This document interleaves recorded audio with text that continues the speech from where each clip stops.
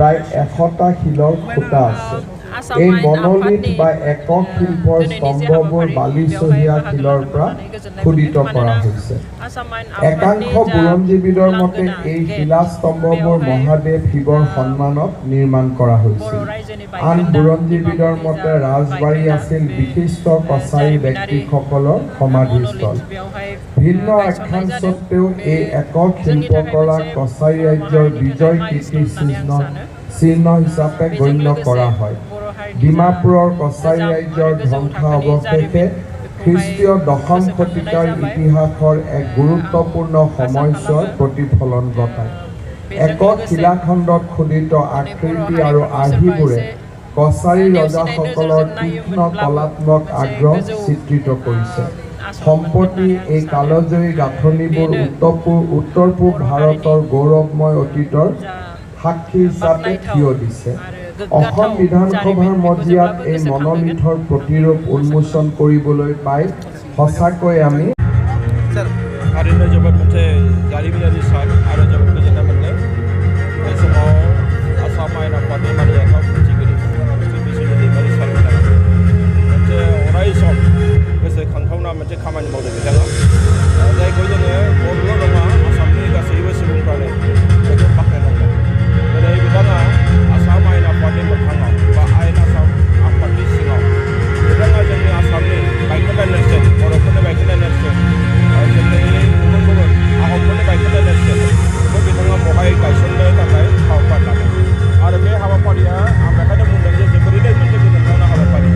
बेवहाय दिनै आसामनि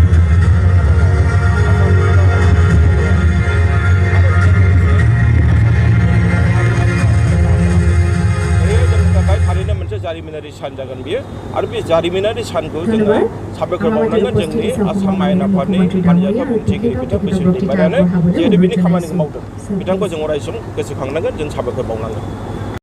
आसाम आयेन आफादनि लांगोनायाव जे दिनै मोनसे जारिमिनारि बर' हारिजों सोमोन्दो मोनसे नेरसोन बायखोन्दा अन्थाइ खाम्फा बेखौ बिनि सायाव मा आसाम आयेन आफादनि सिगाङाव दिनै डिमापुरनि जे बायखोन्दा नेरसोन बिनि मोनसे खुन्थियाखौ बाहाय गायसननानै दोनफैनाय जादों।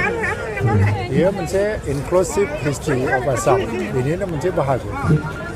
कछारी राजाया बानायलांनाय बे मोनसे बायखोन्दा नेरसोन आरो बेखौ माने प्राय 10 सेन्चुरि एबा 10 सेन्चुरियाव बेवहाय बानायनाय होननानै मिथिनाय जायो।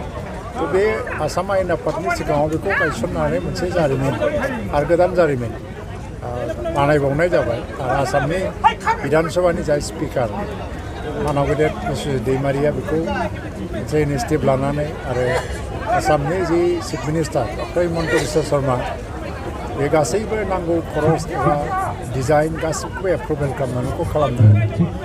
बेनिफ्राय मिथिनो मोनगोन जे बे सिम्बलखौ नायनानै मोनसे समाव बयनिबो गोसोआव मोनसे सोंनाय सिखांगोन बे मा, बेखौ मिथिनो लुबैनाय फैगोन। बे हिसाबै जोंनि जारिमिना गोसारगोन।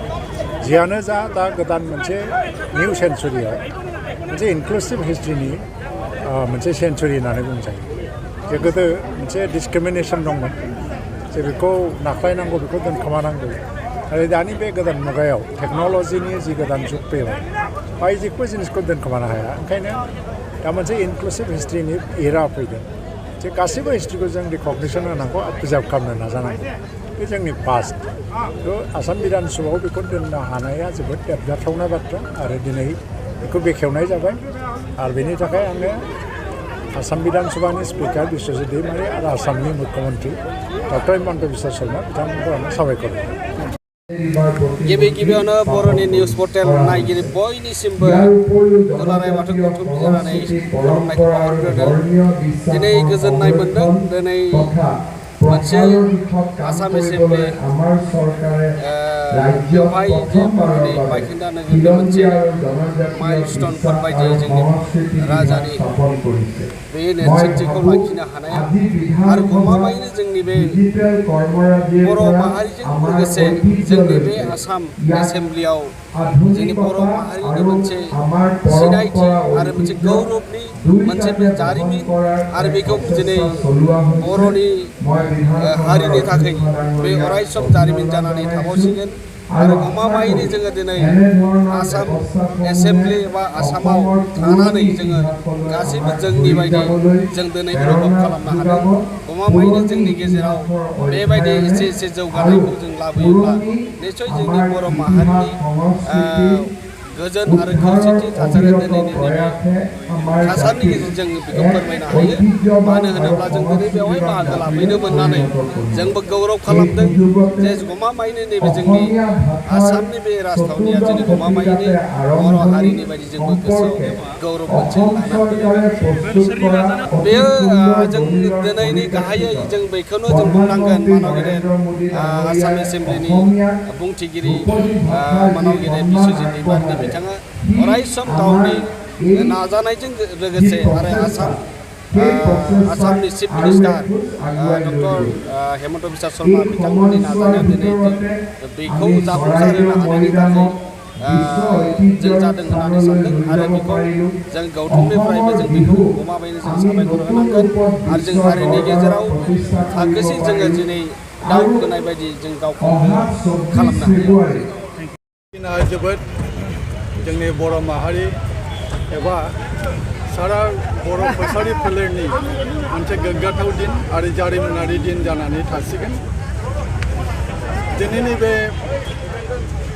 आसामनि जारिमिनाव जोंनि कसारि सोदोमस्रिनि गोमालांनाय जानाखि सोदोमस्रि नाख्रेबजानाय सुसिजानाय बर' माहारिनि कसारि फोलेरनि जानाखि अन्थाइ खाम्फानि मोनसे जारिमिनारि नेरसोन बेखौ एसेमब्लिनि दरखं मोखाङाव गायसननो हानाया जोंनि दुलाराय बर' कसारि माहारिनि गोग्गाथाव बाथ्रा आरो मोनसे जोबोद बाख्नायथाव बाथ्रा आरो गोग्गाथाव बाथ्राया जाहैबाय मा दिनै जोंनि मानिजाथाव फुजिजाथाव स्पिकार बिस्वजित दैमारिनि नाजानायाव आरो जोंनि बर'नि सासे मुंदांखा महरगिरि कमल गयारी बिथांनि आखाइजों दिनैनि बे अन्थाइ खाम्फाया गायसनजाबाय बेखायनो जोङो गोग्गानानै बुंनो हागौ जे जेब्लासिम पृथिबिया एबा बे बुहुमा थांनानै थागोन अब्लासिम बे अन्थाइ खाम्फाया जोंनि सोदोमस्रि जोंनि हारिनि सिनायथिखौ होलांबाय थागोन आगोलावबो होबोदों सेन्चुरि आफ्टार सेन्चुरि डिमापुरनि अन्थाइ खाम्फायानो बर'नि सोदोमस्रिखौ दिन्थिबोदों बुंबोदों बेबादिनो दिनैहाय आरो गोदान मुगायाव जोंनि बर'नि सासे मुंदांखा महरगिरिनि आखाइजों दाजानाय बे अन्थाइ खाम्फाया सेन्चुरि आफ्टार सेन्चुरि बुहुमनि बिखायाव दिन्थिलांबाय थासिगोन जोंनि बाथ्राखौ बुंबाय थासिगोन आरो बिनि गेजेरजोंनो जोंनि बर' माहारिनि सिनायथिया बुहुमनि दरबाराव जेब्लाबो गोजों जानानै थागोन गोजोन्थों